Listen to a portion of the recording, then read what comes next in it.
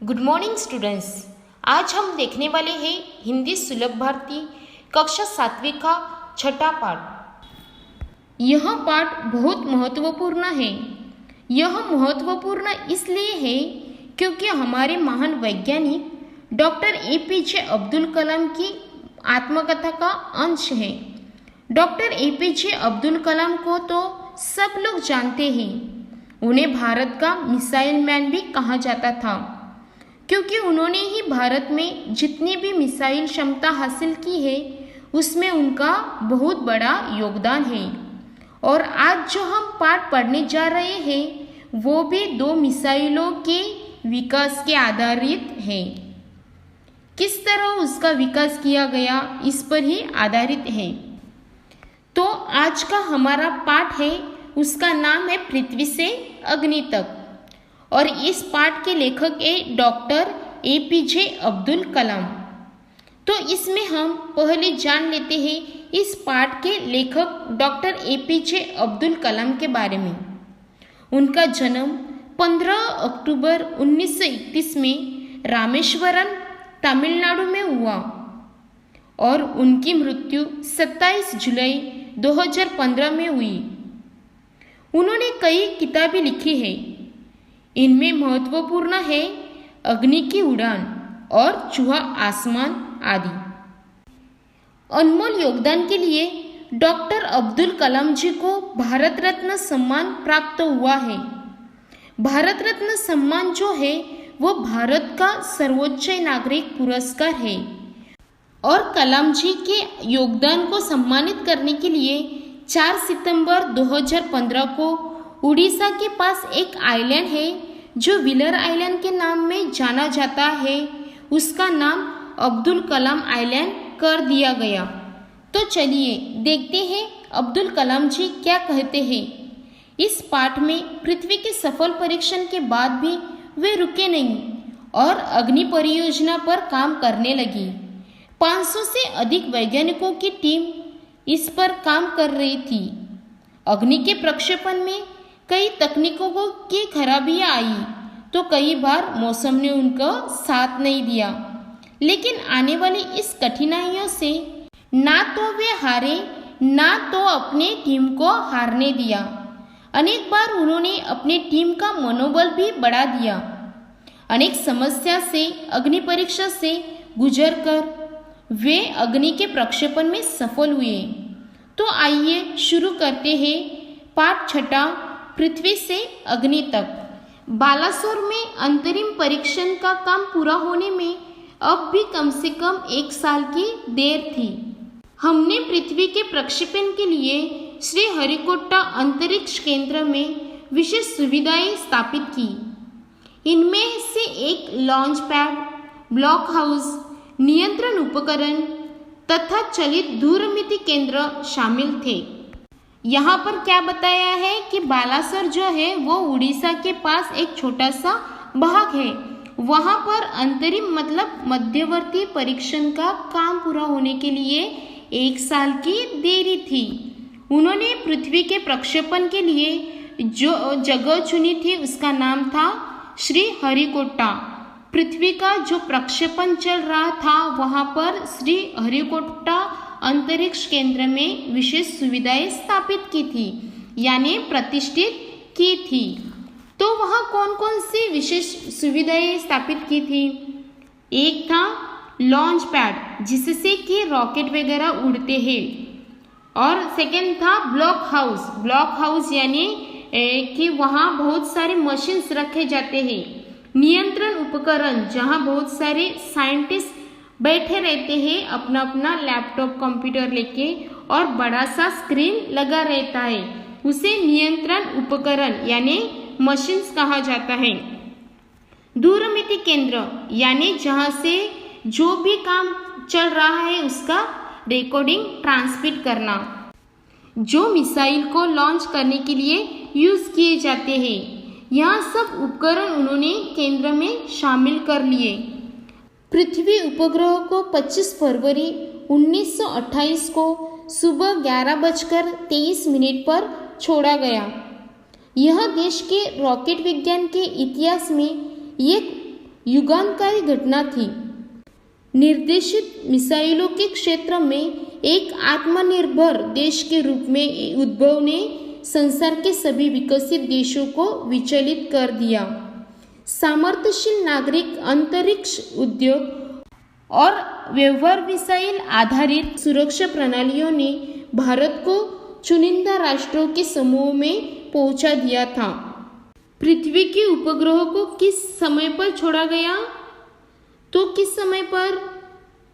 25 फरवरी 1928 को सुबह 11:23 पर छोड़ा गया। डॉक्टर अब्दुल कलाम कहते हैं कि यह देश के रॉकेट विज्ञान के इतिहास में एक युगांतकारी घटना है। यानी युगांतकारी यानी क्या? युग परिवर्तन यानी नए युग की शुरुआत करने वाली घटना थी। तब सभी परेशान हो गए कि भारत ने ऐसा कौन सा रॉकेट छोड़ा, ऐसा कौन सा मिसाइल छोड़ा, उन्हें इतनी जानकारी कहाँ से मिल गई। इस तरह से जो प्रगत राष्ट्र थे वो पूरी तरह परेशान हो गए, विचलित हो गए यानी अस्थिर हो गए। और इस मिसाइल ने जो मिसाइल के क्षेत्र में बड़े से बड़े देश होते हैं उसमें अपने देश को पहुंचा दिया। लेकिन क्या एक पृथ्वी यानी एक मिसाइल ही पर्याप्त होगा? क्या 4-5 मिसाइल प्रणालियों का स्वदेशी विकास हमें पर्याप्त रूप से ताकतवर बना पाएगा? ताकतवर यानी शक्तिशाली। ये सब प्रश्न वह अपने आप से कर रहे थे। उसी समय अग्नि को एक टेक्नोलॉजी प्रदर्शन परियोजना के रूप में विकसित किया जा रहा था। तो इधर क्या हुआ देखो, प्रदर्शन यानी डेमोन्स्ट्रेशन, उस तरह की परियोजना थी। देश के भीतर उपलब्ध समस्त संसाधनों को दांव पर लगाकर यह उत्तर था। तो उन्हें यह उत्तर मिल गया कि देश के भीतर जो भी संसाधन उपलब्ध थे, संसाधन यानी क्या? रिसोर्सेज जो उपलब्ध थे उस सबको दांव पर लगाया। यानी दांव पर लगाना यानी कुछ पाने के लिए बदले में कुछ लगाना। तो जितने भी संसाधन हमारे पास उपलब्ध थे तो यह सभी संसाधन अग्नि के विकास के लिए उन्होंने लगा दिए। अग्नि टीम में 500 से अधिक वैज्ञानिक थे और इन विशाल प्रक्षेपणों में अनेक संगठनों का नेटवर्क बनाया गया था। तो इसमें 500 से अधिक वैज्ञानिक थे, वैज्ञानिक अर्थात साइंटिस्ट थे। और इन विशाल प्रक्षेपणों में अनेक संगठनों का नेटवर्क बनाया गया था, क्योंकि यह सिर्फ एक संगठन की बात नहीं थी, तो बहुत सारे संगठन थे। उन सबका नेटवर्क बनाया गया और सभी ने इसमें मिलजुल कर काम किया। अग्नि का प्रक्षेपण 20 अप्रैल 1989 को निर्धारित किया गया और 88 को कौन सा प्रक्षेपण छोड़ा था? पृथ्वी का प्रक्षेपण छोड़ दिया था। और अभी कौन सा प्रक्षेपण तय किया है? अग्नि का प्रक्षेपण तय किया है। और ये अग्नि का प्रक्षेपण कब तय किया है? 20 अप्रैल 1989। यह एक अभूतपूर्व अभ्यास होने जा रहा था।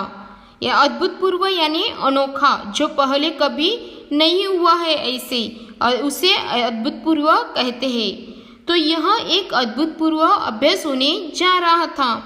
अंतरिक्ष प्रक्षेपण यान के विपरीत मिसाइल प्रक्षेपण में व्यापक स्तर पर सुरक्षा संबंधी खतरे शामिल होते हैं।